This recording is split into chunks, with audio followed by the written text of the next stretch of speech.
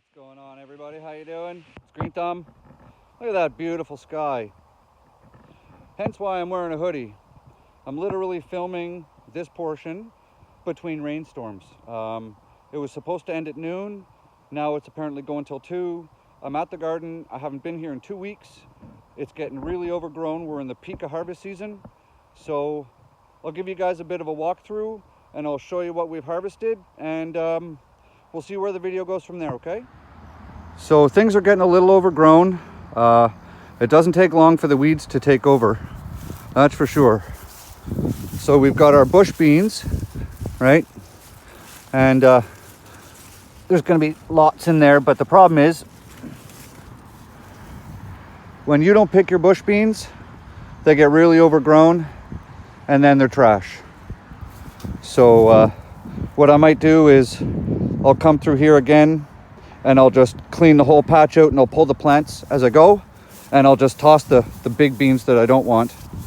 These are my beets, my red beets, and they look like, oh, you can't really tell. No, you can't even see in there.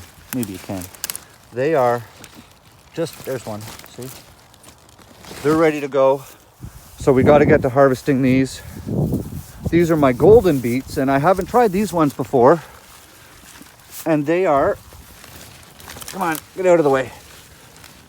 See, look at the color of those. They're kind of a reddish, orangish color. So those will be next. So I just picked all of my onions. I'll show you guys, they're all in a tote. Here we have the paprika peppers, the Alma paprika peppers. And they're huge this year. Look at the size of these things. Let's get around. These things are huge. So we're gonna have a good harvest. They're not ready. When they are ready, they're red like a tomato. Red like a tomato. So we're waiting on those to finish up. And the good thing is they're all roughly the same color, plus or minus. So what I'm hoping is that they're all ready basically at the same time, so I can smoke them on my smoker and turn them into paprika. But they're just literally, they're growing in clusters. Look at that. And we've also had a couple of the plants die, so I got to come through and clean those out. The peppers are rocking. They are real thick. So I just harvested all those. I'll show you guys at the end. And then I have 2 paprika pepper plants up there. They're Hungarians. So I'm excited to try those out. They're long and cylindrical. You guys want to see? Okay, we'll take a look. Come on. It's so overgrown, guys. Look, I got no pathway anymore. Between the beets and the peppers. Big step. Hang on. There we go. So here are the Hungarians. Is that not a beautiful looking pepper, guys? And they're going to turn red. So we'll harvest them when they're red. So we're going to make 2 batches of paprika this year, but the Hungarian paprika is going to be a small batch. So I'm excited for that. Here we have the jalapenos. Can't really see them. They're in there.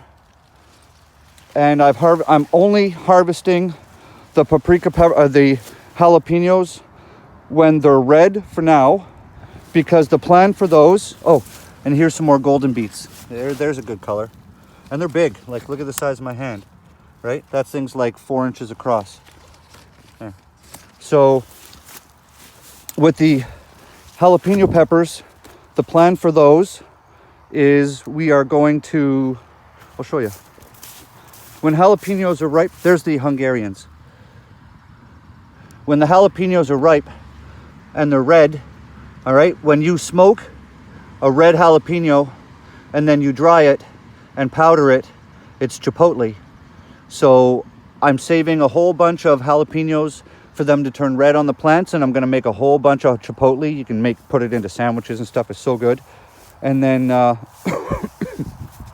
and then the rest of the green ones I'm gonna make salsa with. Check on the leeks. Haven't looked at these in a while. Oh, they're coming along. They're not ready yet. but they're coming along. They're getting pretty thick, and that's what we want. We want them, you know, 1 inch to 2 inches across.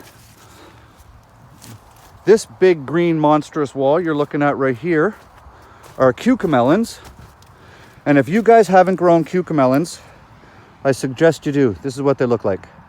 And it tastes like a cross between a pear and a lime, sort of. And they're really crunchy. Listen. And the best part is that they just keep growing and growing and growing and growing and growing and growing. And they're great because when you're walking through the garden, you can just snack as you go. Like this. This plant here is the 1,500-year-old Mexican cave beans. Oh, look. Guys, we have bean pods. We've got more. That is so cool. So if you guys don't know, these beans were found in a cave in Mexico, and they'd been hidden for 1,500 years. And some people found the cave, found the beans, and took the beans and grew them. And then they actually got enough beans ready out of what they grew that they were able to start selling them in small batches. So 1,500-year-old beans in my hand, guys. That is so cool. These are Seychelles green beans. They were given to me by the same man who gave me the Mexican cave beans. And I haven't tried these yet, but that's a nice looking green bean, right? Look at that. It's got a long tail on it. These are supposed to be delicious. But look at how thick they're growing on here. I mean, there's more bean than there is plant. I like that. I like that, actually, you know. I think I'm going to put these into rotation for next year because these are going to be so easy to pick because you're not looking through all of the amount of bean leaf material. Here's a tomato patch. So we've got the San Marzanos on this side, and there's a bunch. They're doing okay. Not as good as I was hoping, but they're doing okay. And then, like you see, we didn't get all the disease out of the patch like we did in that last tomato video, but I was expecting more to come anyways. I knew this was going to be a fighting battle. But they're tall. I mean, this sucker right here is 7 feet tall, so they're growing. And then you guys want to see a cool looking tomato? Look at that. How cool is that? These were given to me also by a friend of mine. Oh, there's more. Yeah, check that out. Look at how long this thing is. I haven't. You guys ever seen a tomato that looks like that before? I mean, that thing is almost 8 inches long. Guys, check that one out. Strange. All right, I wonder if they taste good. And then we've got our Tommy Toe. I think that's what I grew. Nope, Sugar Lump. That's right, Sugar Lump. So they're doing all right. They're doing okay. And then we have those random ones that came with the San Marzanos. I don't like them. They're very tasteless. They taste like a tomato that you buy in the store in February. See, we've got more here. So I definitely won't even be saving seeds from that. And then we've got our large size tomatoes here. These are Black Krim. Check that out. You cannot beat the flavor of an heirloom tomato, guys. You can't beat it. And then we've got, these are the mortgage lifters. Nope, I am sorry. Those aren't mortgage lifters. Those are Brandywines. And you can tell they're Brandywines because they don't have a traditional tomato leaf, right? It's not jagged, it's more round. It looks like a leaf on a potato plant. And then over here, these are the mortgage lifters.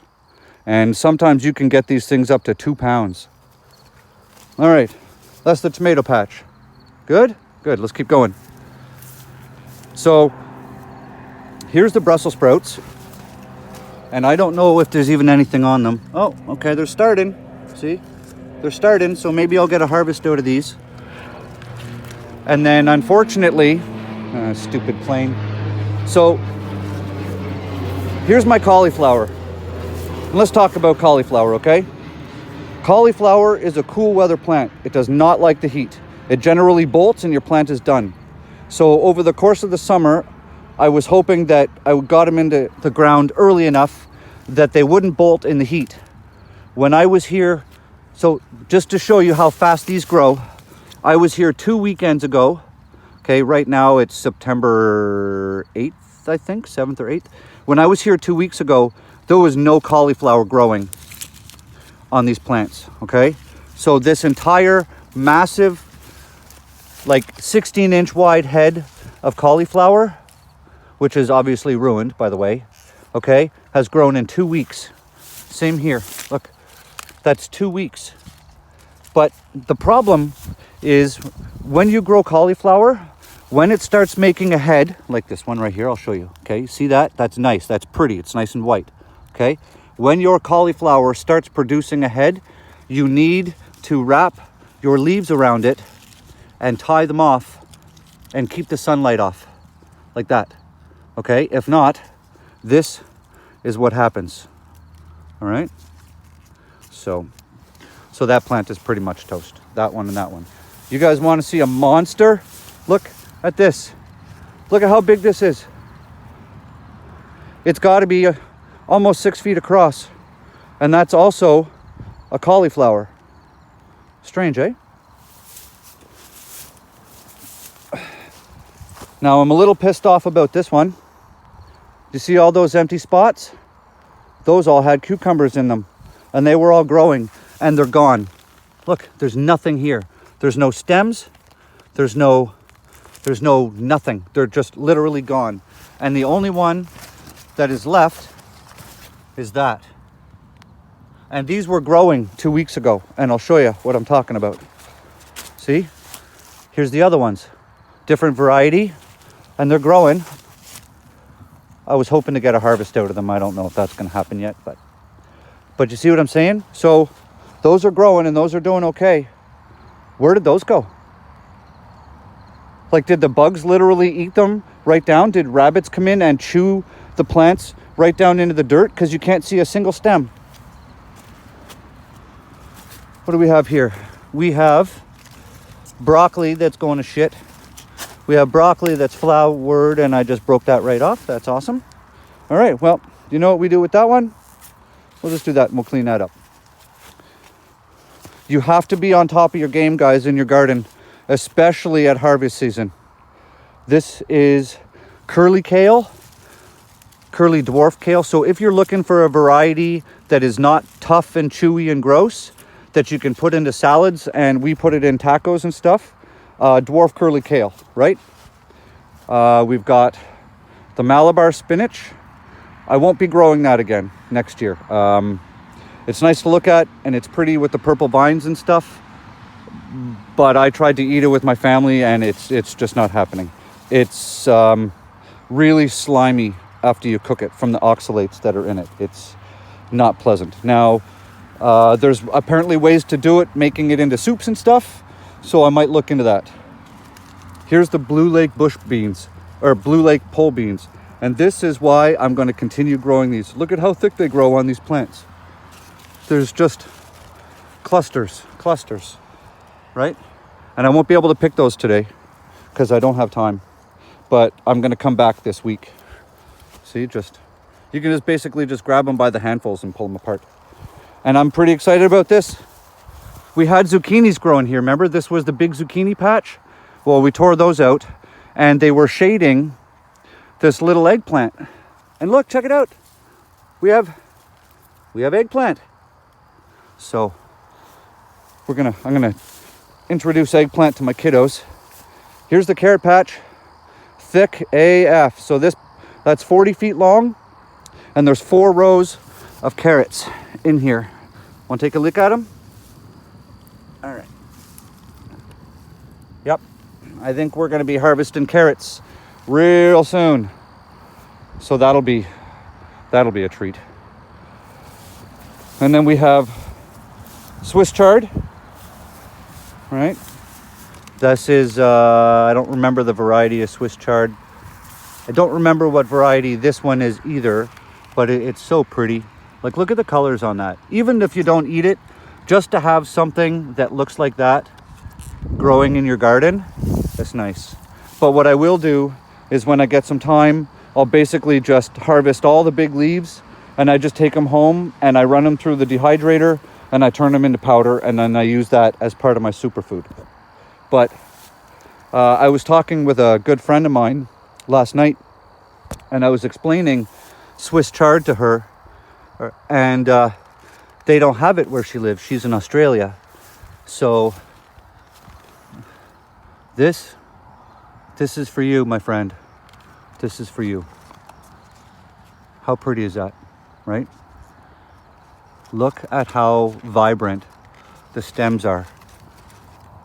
It's almost neon red. See? So beautiful, beautiful. I love having this growing in my garden, even though I don't harvest it a lot. I just love the look of that. And then this is dino kale. And this is the stuff that, you know, people make kale chips and stuff out of. But I didn't know this was dino kale when it was given to me. So probably won't eat that. I'll probably just dehydrate that. This apparently is another form of kale, and I haven't even had a single bite out of that yet. Here we have white sage, and it's kind of getting buried by the kale. There, get out of the way, let my sage grow. And I'm growing this sage, plain. Look at that. The clouds are so thick, guys, you can't see them. Lovely. So I'm growing this sage for two reasons. One, so I can use it to smudge my house. If you know, you know. And two, so I have fresh kale in my kitchen. But mostly so I can smudge my house, because one of my youngest son has asked me to smudge my house. So, and then we have curly parsley growing in here that is totally getting covered and smothered. And yeah, we've got, look what happened to my poor Genovese basil plant, guys. The whole plants they're toast. I'm gonna have no basil to harvest at the end of the year. Nothing. It has some sort of disease that I need to look into. But look at it, it's just, I just broke that off, right? It's no good. And same here, more Genovese basil, it's just fried. In here somewhere, and I'm not sure, and I will have to find it as I clean up, there are rosemary plants somewhere. This is Thai basil, and that's one of my favorites. So figure out what's going on with my basil, so hopefully I can treat it. Here's my green onions. They're not quite ready yet. I like them when they're a little bit bigger, because with these, all I do is I basically just dry them. I run them through the dehydrator in 1 or 2 inch pieces, and then I add them into soups and stuff.